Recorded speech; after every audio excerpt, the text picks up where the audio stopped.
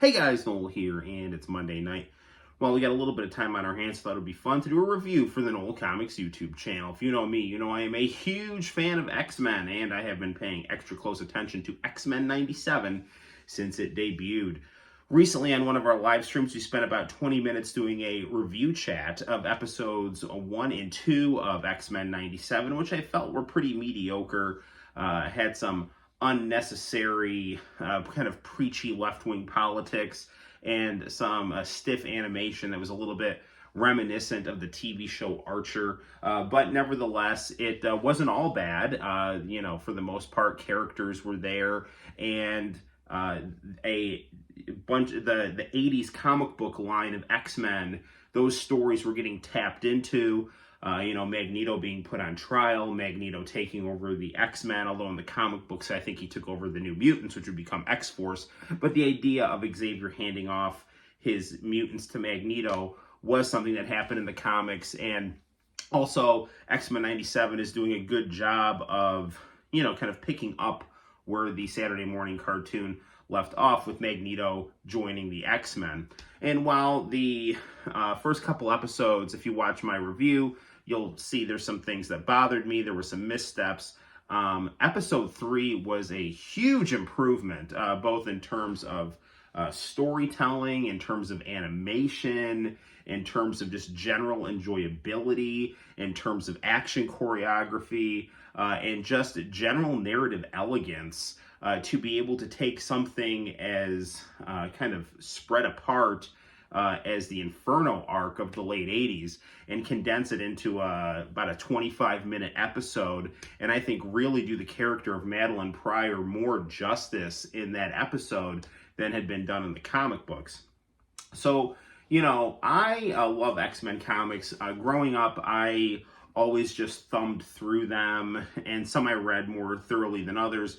I have this nice, graphic novel omnibus that I got from my local comic shop before it closed due to the, the massive drop-off in American comic book sales, due in no small part to woke politics and bad comic book art, but not in this. This is good. This is good Rob Silvestri stuff, but anywho-ha, so, if you read this, they have a lot of the Inferno arc in there, and it's good stuff. Rob Silvestri draws this. Chris Claremont writes it, and it's really beautifully drawn and exciting and interesting. But the way that episode 3 of X-Men 97 addresses the issue of Madelyne Pryor, the Goblin Queen, Mr. Sinister, Cable, and really does some really nice character development all in a nice condensed package. Like, if you had not read the Goblin Queen Inferno arc, which was spread apart between like X-Men, New Mutants, X-Factor, that kind of stuff, you'd have to read like multiple comic books. You get the gist, and I think you get really good representation of the characters in episode 3. The first and second episodes of X-Men, I thought the animation was, it was crisp, but it was a little, like, kind of robotic. I felt like, it didn't really have a lot of fluidity. There's a lot of movement, a lot of good action, a lot of good fight scenes, a lot of kind of surreal imagery of the Inferno that's really well drawn in this episode. I was really pleasantly surprised. I was watching this episode again with my son today, and he was really into it. I mean, I'm not going to lie, this episode is one of the best episodes of any X-Men cartoon. And I say that completely, it is what it is. It's great. Jean Grey in the comic books died at the end of the Dark Phoenix saga. And replacing her was redhead Madelyne Pryor, who was just like Jean Grey. And then in the late 80s, when they wanted to bring the original 5 Cyclops, Archangel, Beast, Iceman, and Jean Grey, they wanted to bring the OG X-Men back. For X-Factor, they resurrected Jean Grey. Well, now you've got 2 redheaded girlfriends of Cyclops that look exactly alike. And the solution to that was to turn Madelyne Pryor into a bad guy reveal that she was a clone of Jean Grey and have her go off the deep end. And that's exactly what happens in this episode.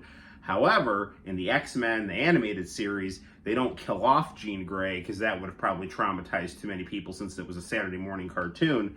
So it's revealed that, at some point in the encounters with Mr. Sinister, my guess is probably around the premiere of season 2, when Morph comes back with like the bags under his eyes and stuff, and Sinister's involved. I think it's probable that Mr. Sinister kidnapped Jean Grey and then replaced her with the clone, okay? So it's really not described specifically when the Madeline Pryor Jean Grey switch happens in the comic books, but Madeline Pryor is known as Jean Grey within the X-Men. It's not until the end of episode 3 when she decides to start kind of break off. She calls herself Madeline Pryor as, her way to distinguish herself from Jean Grey. Cable's origin also gets described in this episode. Cable had been popping in and out of the original X-Men cartoon, dating from the Genosha episodes to really cool episodes where he's like hunting down Apocalypse in the future. Cable's awesome. Everybody loves Cable. He's cool as hell. Rob Liefeld's awesome. And Cable's cool in Marvel vs. Capcom 2. And, like, Cable is just one of the best characters ever. And so Cable's origin is that he is the son of Cyclops and Madeline Pryor. Well, in the X-Men cartoon, at some point the switch was made with the Jean Grey clone and the real Jean Grey. And so Cyclops, and in the Jean Grey clone, they get together, they have a baby, and it's Cable, but you don't know it's Cable. And in the comic books, Cable has to go, Nathan Summers has to go to the future because he has to get treated for an illness.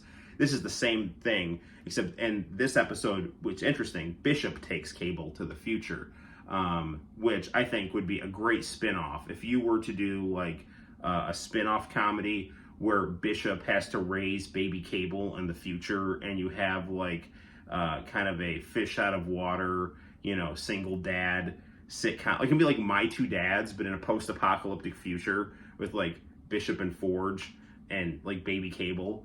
And this should happen, and I might just make a fan comic about it.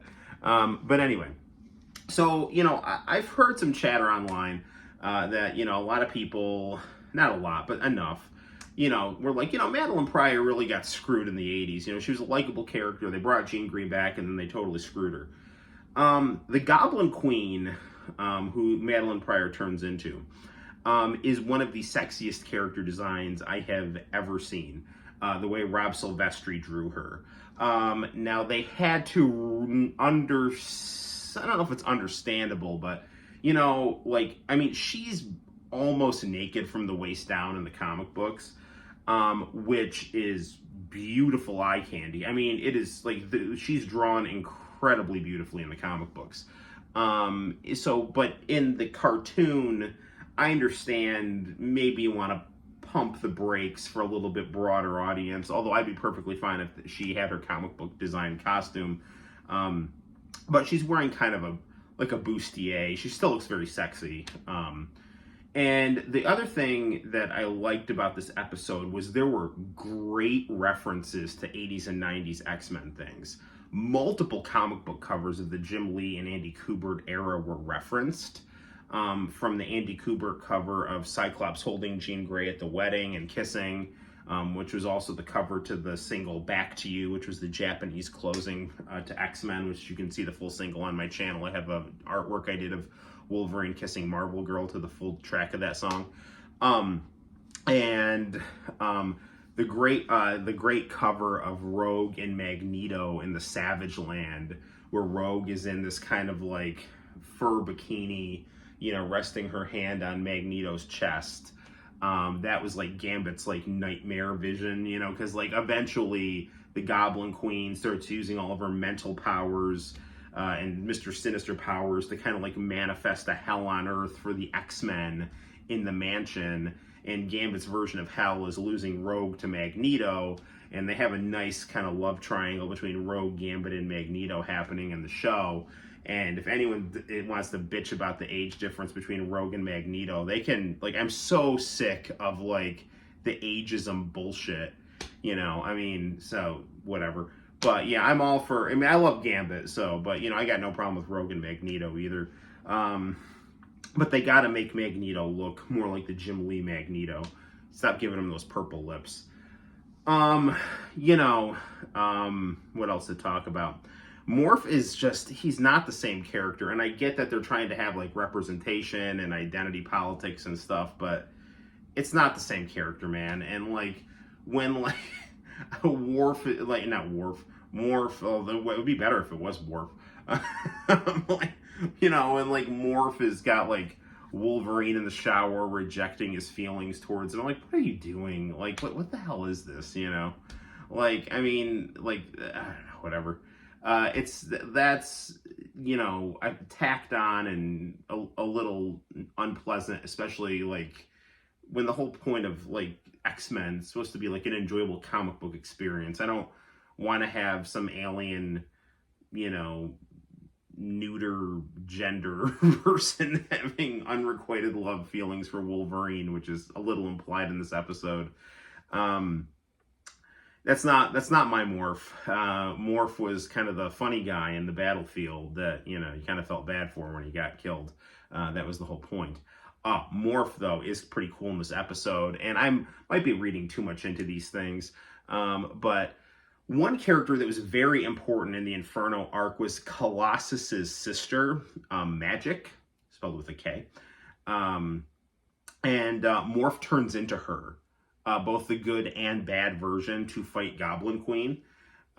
So that was a really, really cool callback to the comic books. And like I said, the stuff with Morph and Wolverine is just kind of implied, but you can kind of see what they're implying, and I'm not really a fan.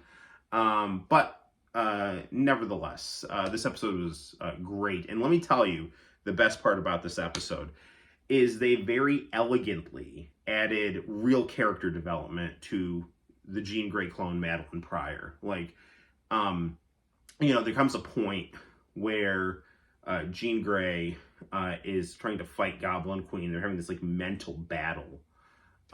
This is after, like, a really great scene where Jean Grey, like, wakes up and Wolverine stays back to nurse her to health because, you know, Wolverine loves Jean Grey. And she kind of, like, reads his mind and sees all these feelings he has for her, and she realizes it, and it's a very kind of, like, a tender scene. And then, like, Beast kind of, like, pops up in the background, like, hey, guys, how's it going? I love Beast. Anyway, so Jean Grey and Madeline Pryor, they're having this, like, mental battle. And, you know, and Madeline's like, Goblin Queen's like, you know, like, what's the difference between me and you? You know, like, I have these real memories, you know. I had all, like, I feel in these experiences and know these experiences. And Jean Grey's like, you know what the real difference between you and me is you had the baby, you know. And so she's able to, like, whereas in the comic books, like, Madeline Pryor goes nuts and is trying to kill Cable. And at one point in the comic books, they're having these fights. They're kind of playing, like, hot potato with the baby. It's kind of weird.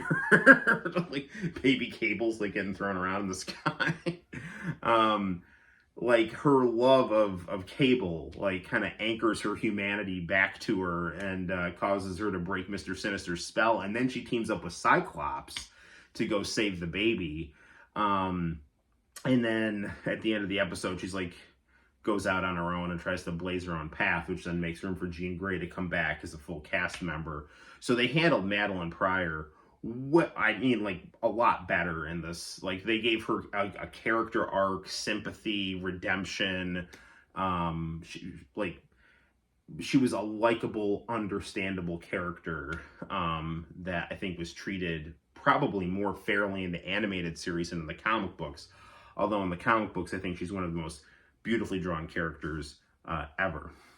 So, whereas episodes 1 and 2 of X-Men the Animated Series 97, I gave, like, a 6 out of 10. I'm not going to lie, episode 3 is phenomenal. It's one of the best animated X-Men works yet. So I'm going to give it a 30 out of 10. Well done. Hopefully this series continues on this path. So I had, you know, not very high hopes.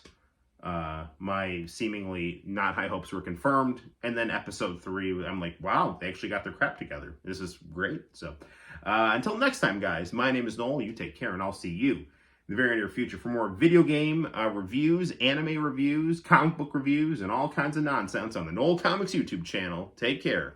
Bye-bye.